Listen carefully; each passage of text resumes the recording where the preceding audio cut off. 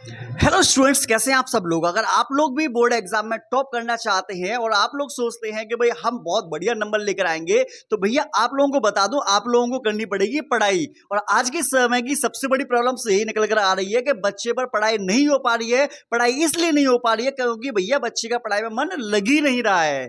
तो आखिर ऐसा क्या किया जाए जिससे कि पढ़ाई में मन भी लगे, पेपर में अच्छा रिजल्ट भी आ जाए और जो हमारा टारगेट है उस टारगेट को हम अचीव भी कर पाए। तो आपको प्रॉब्लम में ज्यादा सोचने की जरूरत नहीं है, आपको ज्यादा प्रॉब्लम में आने की जरूरत नहीं है। मैं आप लोगों को आज ऐसे 7 टिप्स बताने वाला हूं जो आप लोगों के बहुत ही ज्यादा काम आने वाले हैं और आप बड़े आराम से जो आप अचीवमेंट लेना चाहते हैं, जो टॉपर लाना चाहते हो, जो 90 प्लस का स्कोर लाना चाहते हो, चाहे आप किसी भी बोर्ड एग्जाम से हो, चाहे 10th में हो, चाहे आप 12th में हो, आपके बड़े आराम से अच्छे नंबर आ जाएंगे। तो सबसे पहले आप लोगों को बता दो, कुछ आप लोगों को टिप्स को फॉलो करना होगा, जिसमें सबसे पहले नंबर की आपकी टिप्स है वो है लक्ष्य निर्धारित करना। आप लोगों को बता दें, आप पढ़ाई करने के लिए तब तक नहीं बैठ सकते जब तक कि आपके पास पढ़ाई का कोई एक मेन उद्देश्य ना हो, आपके पास कोई टारगेट ना हो। उस टारगेट को अचीव करने के लिए पढ़ाई की जाती है। जब आपके पास टारगेट ही नहीं होगा तो पढ़ाई भी आप लोगों को नहीं हो पाएगी। तो सबसे पहला आप लोगों को काम करना है कि खुद से सोचना है कि आखिरकार पढ़ाई करनी क्यों है, क्या वजह है। अगर आप लोग सोच रहे हैं कि भाई हमें अच्छे नंबर लेकर आने हैं तो भाई पढ़ाई करनी होगी। जैसे कि हर काम को करने के लिए कोई ना कोई उद्देश्य होता है, उसी तरीके से पढ़ाई करने के लिए भी आपके पास उद्देश्य होना चाहिए। आप सोचिए कि आप क्यों पढ़ना चाहते हैं, आप क्या बनना चाहते हैं, अपने आप को इन फ्यूचर कहां पर देखना चाहते हैं। तब आपका जब लक्ष्य बिल्कुल एकदम क्लियर होगा तो आपकी जो पढ़ाई है वो भी आराम से हो जाएगी। दूसरे नंबर का पॉइंट्स है पढ़ाई को रोचक बनाना। आपको बता दें, पहले जो रूल चला करते थे, जो पुराने मतलब बड़े बूढ़े पढ़ाया करते थे, टीचर बड़ा पढ़ाया करते थे, वो रूल बहुत पुराना हो गया है। आपको अब इंटरेस्टिंग तरीके से पढ़ाई करनी चाहिए। आपको बुक्स की तो हेल्प लेनी है, बुक्स के साथ साथ में आप लोगों को वीडियोस के माध्यम से भी कॉन्सेप्ट सीखना है। माइंड में विजुअलाइजेशन उसका होना चाहिए आप लोगों के, जिससे कि जो भी आप लोग पढ़ाई पढ़ रहे हो उसमें आपका मन भी लग सके। उसके डायग्राम्स वगैरह, उसके मतलब कि जैसे मान लीजिए फ्लो चार्ट वगैरह जो है, वो सभी चीजों को बनाते हुए जब आप पढ़ाई करेंगे तो वो चीज समझ में भी आसानी से आएंगी और आराम से आप लोगों का जो दिमाग है वो तुम्हारे दिमाग में घुस भी जाएंगी और वो चीज लंबे समय तक भी याद रहेंगी। तो पढ़ाई को बोरिंग तरीके से मत पढ़िए, पढ़ाई को थोड़ा इंटरेस्टिंग बनाइए। पढ़ाई को थोड़ा जितनी ज्यादा इंटरेस्टिंग बनाओगे उतना ही ज्यादा अच्छी तरीके से समझ में आएगा। तीसरे नंबर का पॉइंट्स आपका है कि भाई आप लोगों को रेगुलर पढ़ाई करनी होगी। जैसे कि आप लोगों को बता दें, अगर हमारा पढ़ाई जैसे कोई भी काम है, अगर आप लगातार डेली करेंगे तो उस काम को करने में मन भी लगता है। लेकिन आपने क्या काम किया, आज पढ़ाई करी, 2 दिन पढ़ाई नहीं की, आपने फिर पढ़ाई करना शुरू कर दिए, फिर 4 दिन पढ़ाई नहीं की, तो आप लोगों को बता दें आपका पढ़ाई में कभी भी मन लग ही नहीं सकता। क्यों नहीं लग सकता? ना आपका कोई टॉपिक क्लियर होगा, ना चैप्टर क्लियर होगा, कुछ भी आप लोगों का जब क्लियर नहीं होगा, जब पढ़ने के लिए बैठोगे तो प्रॉब्लम्स आएंगी। प्रॉब्लम्स का सॉल्यूशन आपके पास है नहीं है, तो इसलिए आप लोगों को समस्याएं पैदा होंगी और आपका पढ़ाई से मन दूर भागेगा और इसलिए बच्चे पढ़ाई नहीं कर पाते। तो इसलिए हमेशा ध्यान रखो कि डेली आप लोगों को क्लास अटेंड करनी चाहिए, ठीक है ना।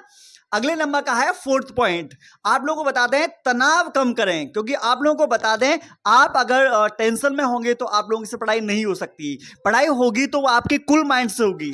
तो आप जितना ज्यादा कूल माइंड होगा आप लोगों का, उतनी अच्छे तरीके से आप लोगों की पढ़ाई हो पाएगी। और आप लोगों को बता दें, तनाव करने से बढ़िया, टेंशन लेने से बढ़िया उस टेंशन का सोल्यूशन निकालना चाहिए। आप टेंशन ले रहे हो कि हमारा सिलेबस अभी पूरा नहीं है, आप टेंशन ले रहे हो कि फिजिक्स केमिस्ट्री के न्यूमेरिकल नहीं हो पा रहे, आप टेंशन ले रहे हो कि भैया पेपर में अच्छे नंबर आएंगे नहीं आएंगे, हम फेल वगैरह ना हो जाए, इस बात की टेंशन ले रहे हो। तो इस टेंशन से बढ़िया ये है कि आपके पास जो भी समय है उस समय में लगातार कंटिन्यू आप लोग मेहनत करते रहें। डेली फिजिक्स केमिस्ट्री बायोलॉजी को, हिंदी इंग्लिश को प्रॉपर टाइम देते रहें, जिससे कि आप लोगों को बता दें सारा का सारा सिलेबस है वो आपके मुट्ठी में होगा। डेली पढ़ोगे तो समझ में भी चीजें आएंगी, पढ़ाई करने में मन भी लगेगा, आपकी टेंशन भी दूर हो जाएगी, तो सारे काम अच्छे होते चले जाएंगे। लेकिन उससे पहले आप लोगों को क्या काम करना होगा, पढ़ाई के लिए मतलब कि जुझारू बनना पड़ेगा, ठीक है।